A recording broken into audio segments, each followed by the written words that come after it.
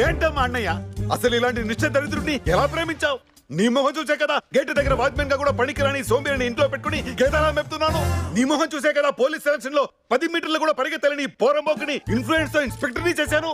ఆయన మొహం చూడండి ఎలా ఉందో, పండు కోతకి గుండు కేసినట్టు.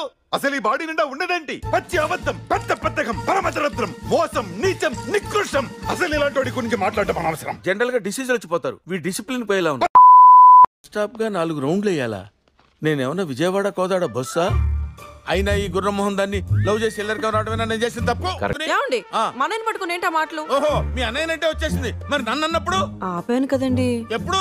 ఆయన సరిగ్గా ఆపే టైంకి అగరత్తులు వెలిగించినట్టు వీడు అమ్మ అంటావు, నువ్వేమో అన్నయ్య అంటావు. ఆయన రెడ్ క్లాస్ చూసిన ఆంబోతలో రెచ్చిపోవడం, మీరు మధ్యలో ఎంటర్ అయ్యేది కంట్రోల్ చేయడానికో రెచ్చగొట్టడానికో తెలుసుకోలేనంత ఎంతవరకు?